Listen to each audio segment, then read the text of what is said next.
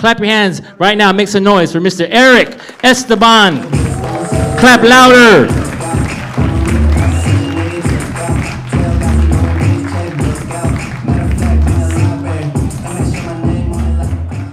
What is up, Covina? Oh my goodness. This is so intimidating. Now, so many Filipinos out here. I can see all the brown, beautiful faces. It's wonderful. I like Edwin said, I have a comedy special called Miscellaneous Brown because I'm miscellaneous brown. No, I grew up in Chicago, and it was, oh, Chicago, right on. No, I should have known the one of two black people are here. One of them is from Chicago. No, but I grew up in Chicago, and in Chicago, I was miscellaneous brown. Like I played a black guy. I had cornrows. I played a little Indian boy with a limp. For real, I played every brown character that you could play, and then I finally got to play Filipino in a play, and we got to speak Tagalog, and it was all cool. It was like the most. I felt so awesome, and then this Lola came up to me afterwards, and she said, "You're not Filipino. You're a Mexican." And then I gave her mano po, and I said, "Fuck you, Lola." No, but then I went to London, because my homie who was in the play, I wanted to represent and see him, and then I was standing outside, and I was like, yeah, I'm here to see my Filipino brother. I'm Filipino. And this Lola from London, she's like, "You're not Filipino. You're Bangladeshi." I didn't even know what the fuck that was. I had to Google that shit. Then one time I told that joke and there was a Bangladeshi in the back. I'm Bangladeshi, bitch. I'm sorry. No, but I wanted to be, I wanted to learn how to speak Tagalog because, speaking Tagalog, you can be, you're more Filipino.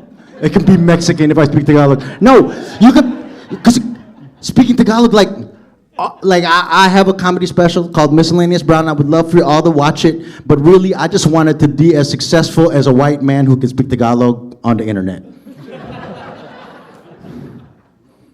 Because them Filipinos be loving them white dudes. He's so cute. Don't call him a colonizer. He's nice, he's cute. Fuck that. Don't unfollow Tagalog Kurt. That's what I'm trying to say to y'all. Okay?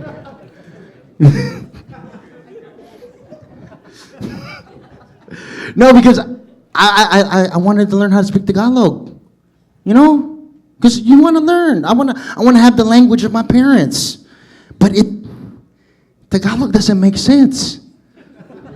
It's hard, like I'll be asking my titas to teach me how to speak Tagalog, and then, they'll be walking around and then they make a mistake. Ay, puki ng kabayo!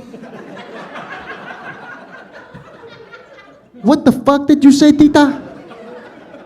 Did you just say horse pussy, tita? Why would you say horse pussy? It's gross, because now I'm visualizing a fucking horse vagina. It's, But then I had another tita, and she's like, I don't say that. That's gross. Puki ng kabayo? That's gross. I say puki ng baboy. Pig pussy? Why would you say pig pussy? That's even grosser. But then, so I posted this joke online, and then all the comments were like, no, my Lola says this, and my Lola says that. But the funniest one, and the one that makes no sense at all, was when they said, my Lola says, puki ko nahulog.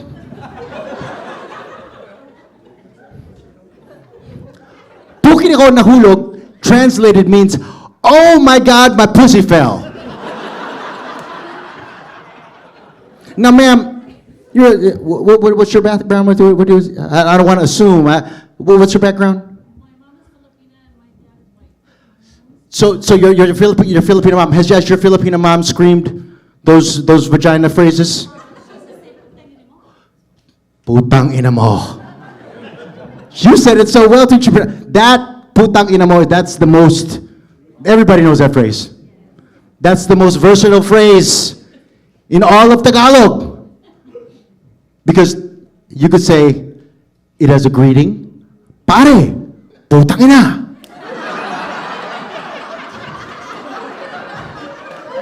You can use it as an insult. Hoy, putang ina mo! But it's also a celebration if you win in cards. Oh, putang ina! That is the most. You know, everyone has seen their tito do that. Oh, putang ina! Laki mo! Tignan mo! Oh, tignan mo to! Putang ina! It's my favorite. But and everybody can say that phrase, so that's not necessarily a Tagalog phrase that makes you unique. But the one that I learned that makes me unique is the one that my tita used to scream at me whenever I was bad. I had a mean tita who would always say this phrase to me, and it was the first Tagalog phrase that I memorized phonetically, but I didn't know what it meant. But I would always repeat it whenever she said it to me. She would say, "Buki kita wala kang piano, tutug do re mi fa sol la ti do." Buki kita wala kang piano, tutug do re mi fa sol la ti do. And I'm like, I don't even know what that means, but I kept repeating it and repeating it. And then I asked my dad, I'm like, Dad, what does it mean? Tell me. He said, well, say it for me. Practice your Tagalog. Say it for me again. Buki kita wala kang piano, tutug do re mi fa sol la ti do. Well, that means I'm going to hit you so hard that even though you don't have a piano, it's gonna make the sound do re mi fa sol la ti do.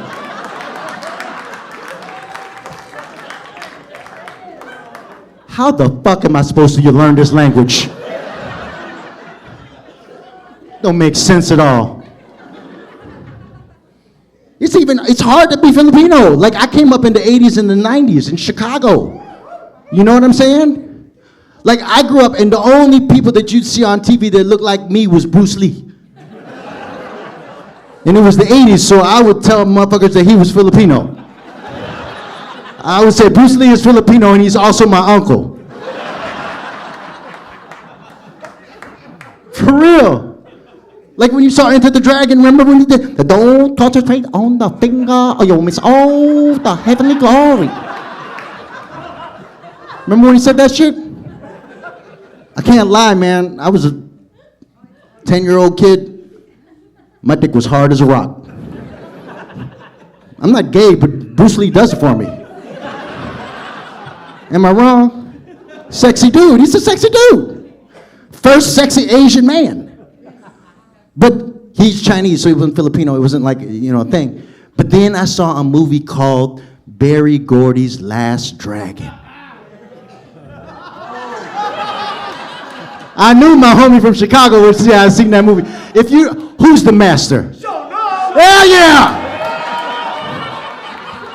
Now, for everyone who's very confused right now, Berry Gordy's Last Dragon, Berry Gordy was the guy who ran Motown. So he decided to create a kung fu movie with black people in New York. And the hero was named Bruce Leroy.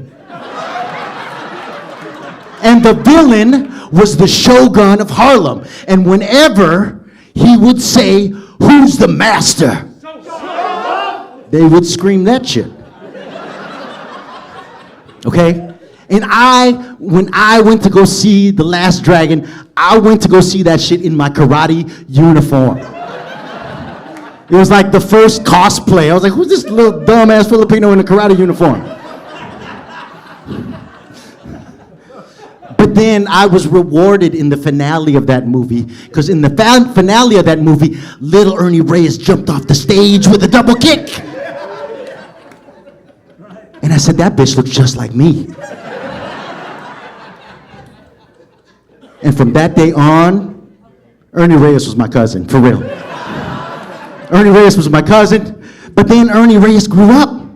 And he was Donatello in the suit, he was a Ninja Turtle, and he did like a TV show with Buck Rogers, and then he did, to my happiness and gratitude, he did a movie called Surf Ninjas. Now, in Chicago, Surf Ninjas was a very popular movie with the white ladies.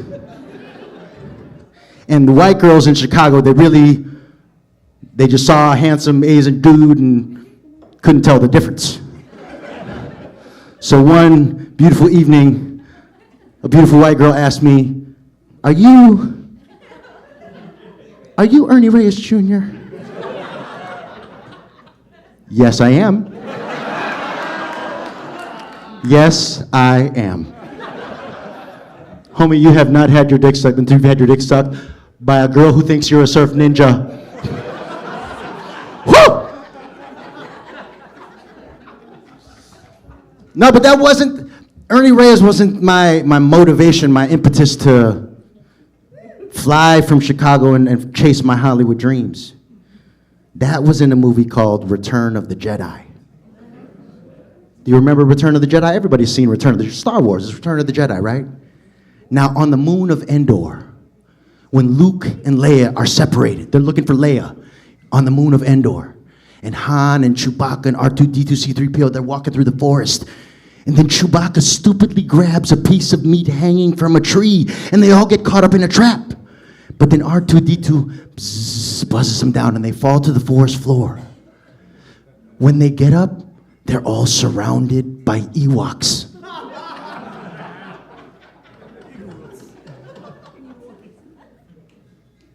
And then suddenly they cut to two specific Ewoks.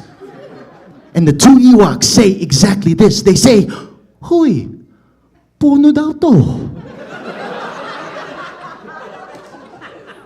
Napakaganda. That's right, y'all. Ewoks are fucking Filipino.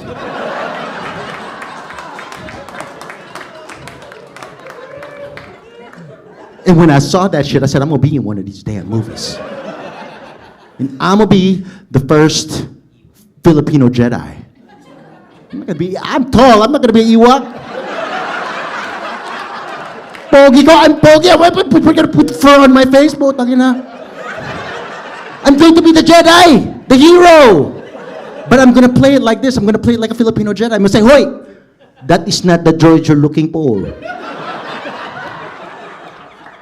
May the force be with all of you. And Manny Pacquiao is still the best. Shit. There's always a period in every, like if a Filipino dad wants to make a point, you'd be like, you know, I'm going to tell you something, okay? I'm going to tell you that. You know what I'm talking about? Shit. That's always the period. Am I wrong? Oh my God. No, but I like I said, Filipino parents, they're hard to impress though.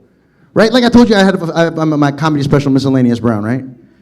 And I sold out a famous venue in Chicago, the Lincoln Lodge, and it was the first time at that Lincoln Lodge there was an all-Filipino lineup, a Filipino headliner, sold-out show, standing ovation at the end, right? And when I told my mom, you know what she said? Was Jokoy there?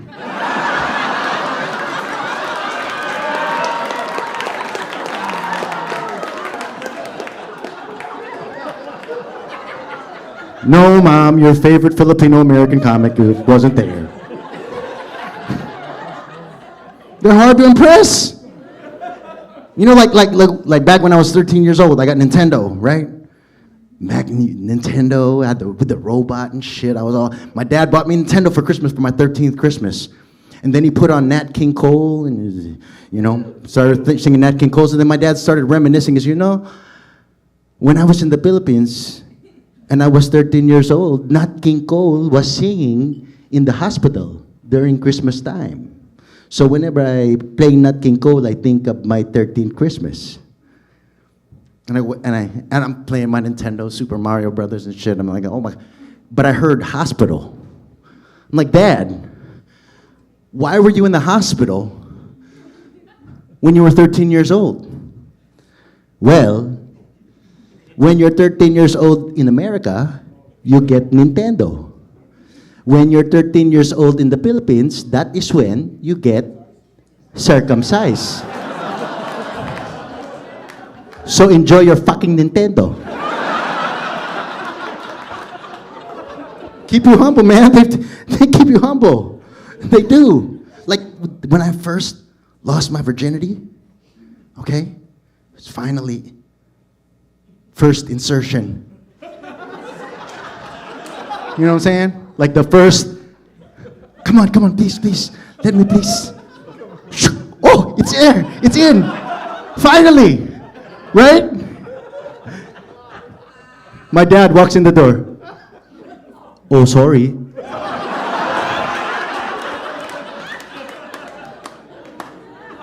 Girl's mortified. She gets up. She gets dressed. I drive her home. I get back home. My dad's sitting on the front steps. I guess this is going to be my birds and the bees talk. He says, so, is that the first chick you bang? When I'm your age, maybe 10. Better catch up to me, son, okay? Good job. Whew.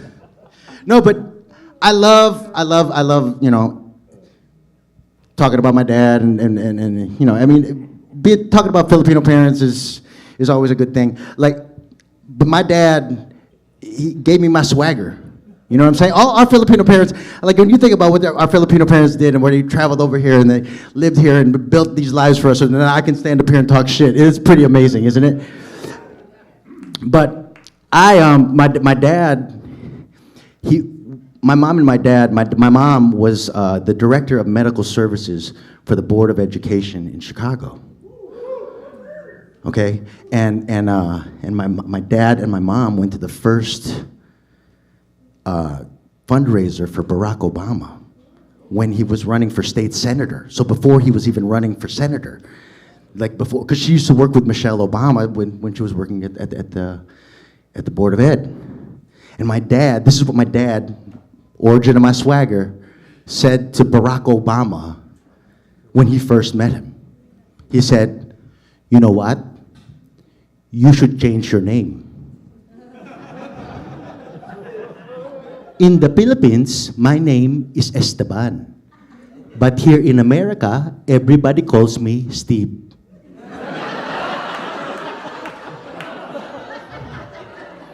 You should change your name. That is what my father told former President Barack Obama when he first met him. Filipino parents not only keep us humble, they even keep former presidents humble. No, but so this is an Edwin San Juan show, and I'm just wondering, are there any weed smokers in the house? Again, the black guy from Chicago. I love it. What's your name, bro? Anthony Travis. Anthony. I love it. No, because I grew up in Chicago, and I remember that I smoked weed with a black guy in Chicago, and he told me this. This is wisdom right here. This is wisdom. He said, whenever you share a joint with somebody, that motherfucker becomes your cousin.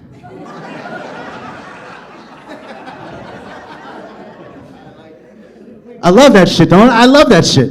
No, but because I love weed. I almost lost my train of thought because I smoked a lot of weed before my set.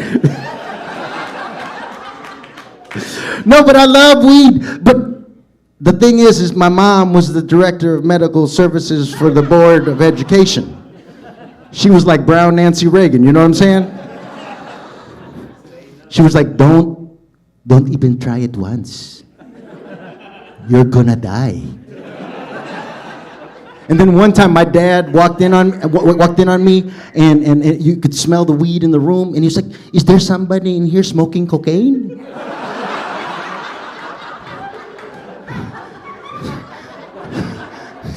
For real?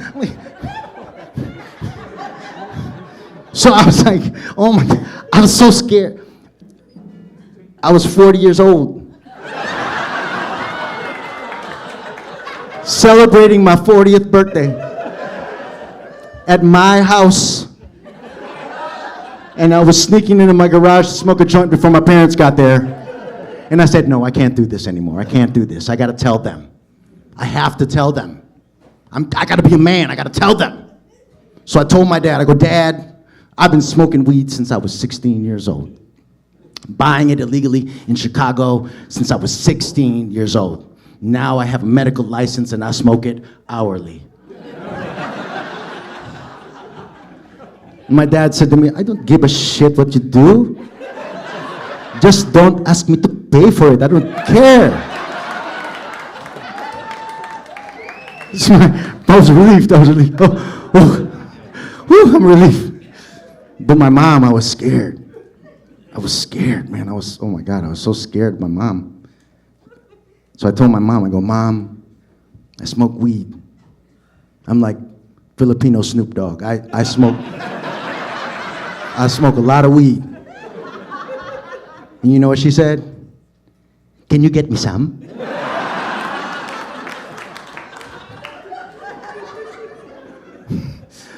For real, my mom passed away of cancer last year. But wait, there's a moral to this story. You know what she told? She called me and she said, you know what, Eric? I don't even take the cancer drugs anymore. This weed is the only thing that makes me feel good. And so, for me, I love this shit. So much that I learned how to grow it. For real, I got some in the back later on if you want to meet. I got you. No, but for real, I learned how to grow it. I bought a plant for myself because I was tired of giving money to these white folk who own all the cannabis dispensaries. It's also kind of disconcerting to go into an Apple store to buy weed. I don't like that shit. I don't like it. I want a drug dealer to like smoke half the shit that I buy from him, and then I don't like it. So I started growing my own weed. And I bought a clone, put it in my backyard. I felt like Mr. Miyagi. Remember that shit, Mr. Miyagi, with that garden when he showed him the garden after the junkyard? You're like, oh, Miyagi garden, oh my God. And so I was like Mr. Miyagi with this plant. I got chopsticks, I'm catching flies around my plant. I'm protecting the shit. I'm loving this plant. If I could fuck this plant, I would fuck it. Whatever I could do to love this plant, I would love it. Okay? And then 420 came around. Pothead Christmas. Right? It's a holiday for us. I don't know why we just think of holidays to sell weed, but 420, right? I woke up with an uneasy feeling. What the fuck? What's going on? Ugh. I ran outside to check my plant. And it was a stick. It had been chewed the fuck to a fucking nub. And then I looked in the corner of my backyard, and my pit bull had a fucking leaf sticking out her mouth. And I'm Filipino. And I've never wanted to eat a dog. But I swear to God, that 420, I was about to make that bitch inedible. You can see I'm not smiling. I'm still mad at that shit. I'm still mad. My wife, my little daughter said, please, Daddy, don't eat Echo. All right, I'm gonna leave y'all with my favorite story of my Tito Chito, because I just recently had lunch with him. Because it's Father's Day and he's recently divorced and his kids are still kind of weird, so I thought not weird, but you know how it is when you get divorced and the kids don't really want to hang with the. So anyways, I was like, let me take you out for Father's Day. And he's like, no, I'm going to take you out to celebrate all of my conquests. Conquests?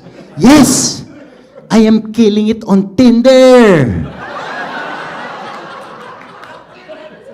Tinder? Yeah, it's an app on the phone.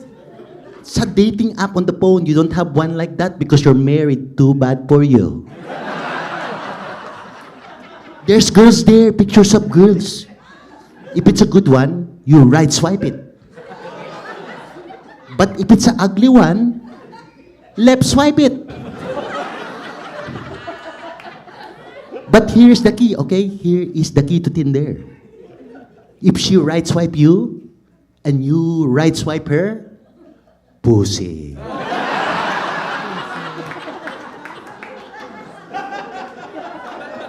You know that one, pussy? Yeah, pussy. You know, I was born in the Philippines and I was married to your tita for a long time. So I only have Filipina ladies. But now within there, it's like, what is that one? Skittles? I can taste the rainbow.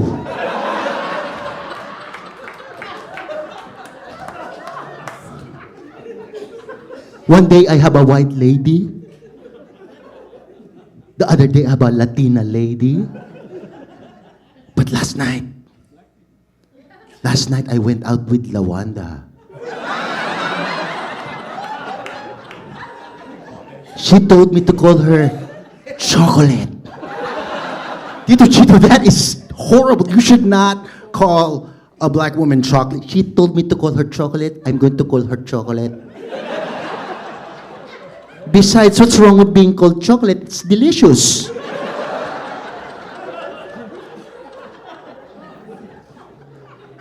I will not kiss and tell, okay?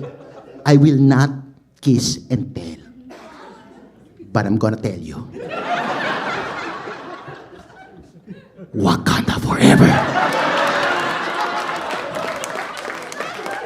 Thank you guys so much. I've been Erick Esteban.